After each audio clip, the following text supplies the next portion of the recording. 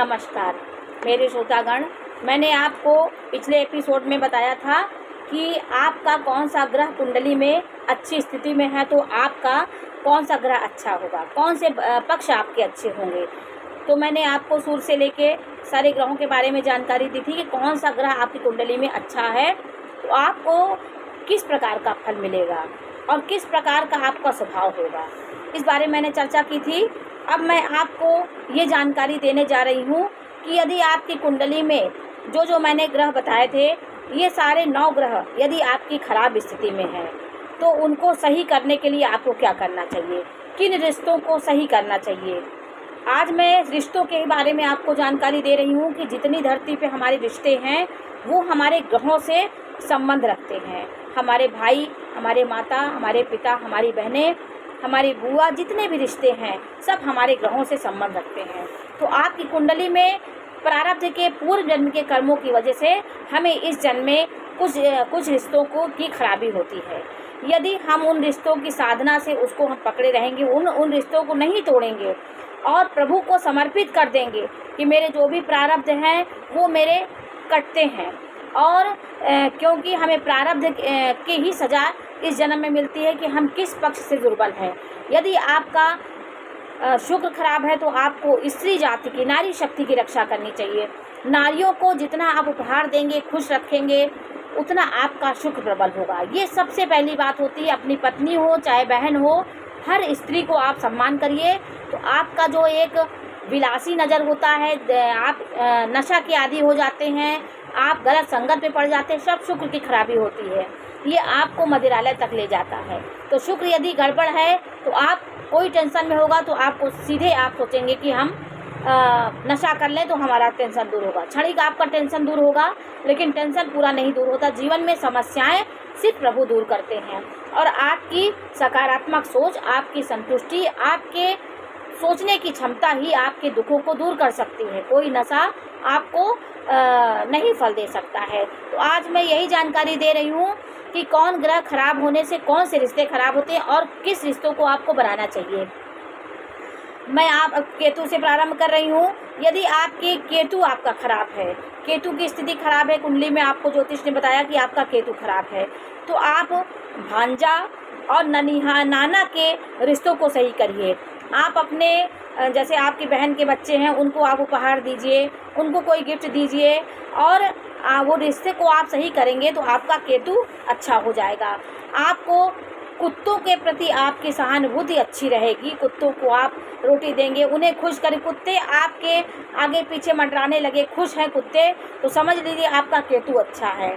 तो कुत्तों को भी आप सेवा करिए। ये हमारे जीव जंतु भी हमारे ग्रहों से संबंध रखते हैं।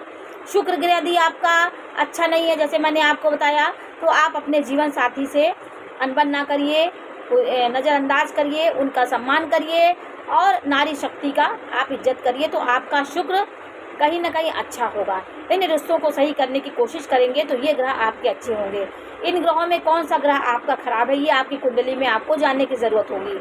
सूर्य यदि खराब है आपका कुंडली में, 6, 8, 12 में है, शनि की राशि में है, या सूर्य शनि के साथ है, तो पिता से मतभेद आपके बनते हैं। पिता से मतभेद बने, राहु यदि है तो पिता को आप कलंकित करेंगे, पिता को कोई ऐसा कार्य कर देंगे कि पिता का आप लज्जित पिता हो जाएगा। इसलिए ग्रहों की युति को समझिए और ग्रहों की जो खराब स्थिति को कैसे हम सुधारें, इसको आप जान लेंगे। जैसे आप कड़वी दवा को भी पीते हैं, कड़वी दवा को ग्रहण करते हैं, क्यों, ये समझ करके मेरा रोग दूर होगा। उसी प्रकार यदि हम ग्रहों को समझेंगे, हमारा ग्रह कमज़ोर है तो जिन रिश्तों की कमजोरी है, जो ग्रह हमारे कमज़ोर, उन रिश्तों को हम बनाने की कोशिश करें। यदि आपका पिता से सूर्य खराब है तो पिता के सामने आप 1 मिनट नहीं बैठ पाएंगे, आपका उनसे मतभेद होता रहेगा।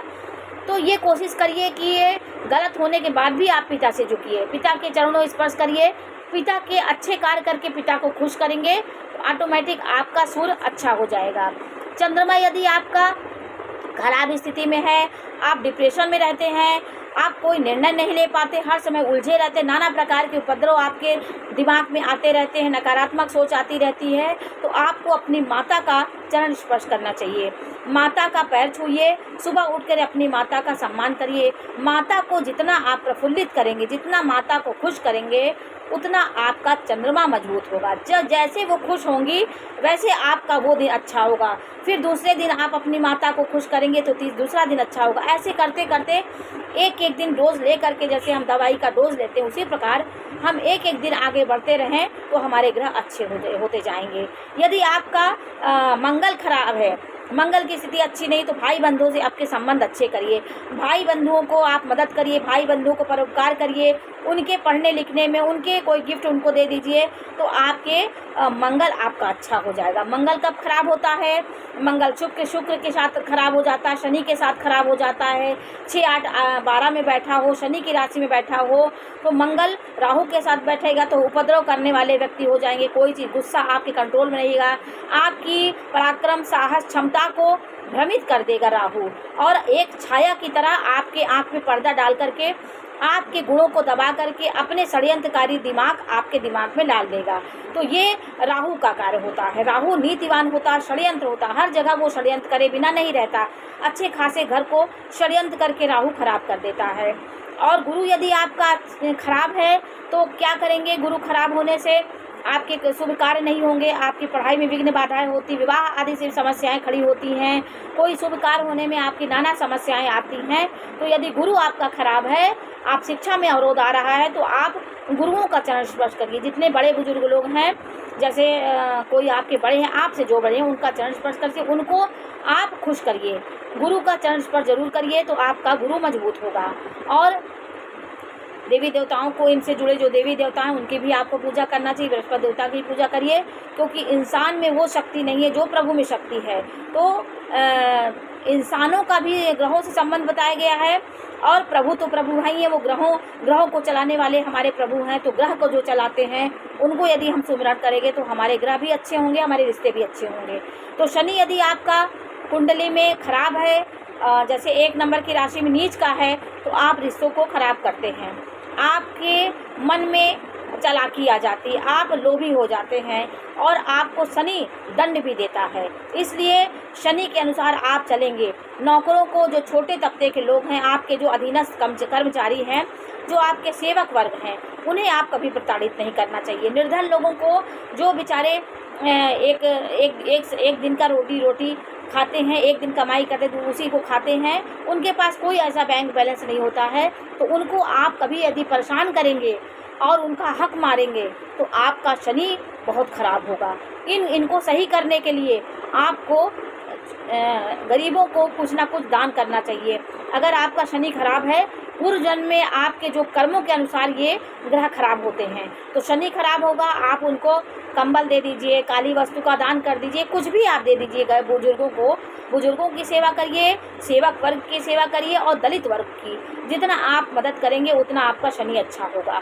आपका यदि बुध खराब है तो क्या आपको करना चाहिए? बुध खराब होगा तो आपकी वाणी खराब होगी, बहनों के संबंध आपके अच्छे नहीं होंगे, बुआ से आपका नफरत होगा, आपकी बुद्धि भ्रष्ट होगी, कहीं कोई कार्य करेंगे तो कार्य अच्छे से नहीं कर पाएंगे, बुद्धि आपकी काम नहीं करती है, और मुंह से आपका सड़न होगा, आपको पायरिया हो जाएगी, दुर्गंध आएगा।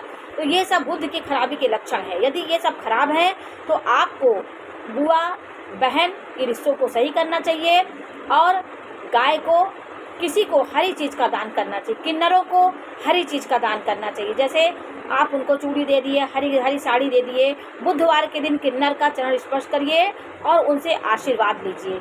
यदि किन्नर अपने मुंह से दबा करके आपको पैसा दे देते हैं तो आपकी लक्ष्मी आपके दामन से कभी जुदा नहीं हो सकती, लक्ष्मी सदैव आपके साथ निवास करती हैं। तो किन्नरों का आशीर्वाद इनको जरूर लेना चाहिए। बुद्धि जिसका खराब है, क्योंकि किन्नर को भगवान रामचंद्र जी ने आशीर्वाद दिया था। ये एक पौराणिक कथा है, रामायण है, क्योंकि रामचंद्र जी जब वनवास जा रहे थे तो सारे जो अयोध्या के लोग थे, नर नारी, सब वहीं डेरा डाल के बैठ गए कि हम अपने राम को नहीं जाने देंगे। उसमें किन्नर भी थे, तो किन्नरों को उन्होंने कहा, सबको उन्होंने जाने के लिए कहा कि आप लोग जाइए, हम जल्दी लौट के आएंगे, नर नारी सब चले जाएं। लेकिन किन्नर शब्द उन्होंने नहीं कहा था। तो किन्नर लोग ने कहा कि आपने नर और नारी को कहा, हमको तो कहा नहीं। तो किन्नर वहीं राम के इंतज़ार में 14 वर्ष तक वहीं अपना डेरा डमाए रहे। जब रामचंद्र जी लौट के आए तो उन्होंने देखा कि किन्नरों का त्याग और प्रेम राम के प्रति इतना था, तो किन्नरों को उन्होंने आशीर्वाद दिया कि आप जहाँ भी खड़े हो जाएंगे आपको पैसे की कमी नहीं होगी, और हर आपका जो अपमान करेगा तो उसका बर्बादी हो जाएगी। इसलिए किन्नरों का आशीर्वाद लेना चाहिए, उन अपने क्षमता के अनुसार उनको दीजिए। यदि किन्नर आपको परेशान करते हैं तो आप पुलिस में कह भी सकते हैं, क्योंकि कभी कभी आजकल जो किन्नर बहुत बेकार हो गए हैं वो बहुत पैसे की मांग करते हैं। आप उनसे विनय करिए कि भैया मेरे पास यही क्षमता है, मैं यही दे पाऊँगा आपको, तो वो मान भी जाते हैं। उनको रुष्ट करके आप अपने घर से कभी मत भेजिए। कोई शादी विवाह फंक्शन कोई भी आपका होता है, बच्चे होते हैं, बच्चों का जन्म होता है, तो वो नाचने गाने आती है, अपनी क्षमता के अनुसार उनको हाथ जोड़ के अगर आप दे देंगे तो वो ले लेते हैं। ऐसा उनको करना चाहिए, किन्नरों को भी ऐसा करना चाहिए, क्योंकि हर की क्षमता अलग अलग होती है। तो अनैतिकता वो भी करेंगे तो आप उनको समझा करके अपनी क्षमता से उन्हें दे सकते हैं। तो ये रहे, ग्रहों के खराब स्थिति है तो किन रिश्तों को आपको अच्छा करना चाहिए। तो इस बारे में मैंने आपको जानकारी दी। ये जानकारी आपको कैसी लगी हमें अवश्य बताइए। चैनल को लाइक करिए, सब्सक्राइब करिए, मैं इसी प्रकार की जानकारी देती रहूँगी। आपको ग्रहों के माध्यम से आपके ब्रह्मांड में जो तत्व हैं, दो शक्तियाँ हैं, इन रिश्तों में, इन जीव जंतुओं में, इन वृक्षों में समाहित है। इसको आप जिस दिन समझ लेंगे उस दिन आपको प्रभु को कहीं ढूंढने की ज़रूरत नहीं होगी, प्रभु आपके आसपास ही निवास करते हैं। तो आज इस चीज़ की मैंने आपको जानकारी दी, ये जानकारी आपको कैसी लगी हमें अवश्य बताइए। चैनल को लाइक करिए, सब्सक्राइब करिए, मैं इसी प्रकार की जानकारी देती रहूँगी। नमस्कार।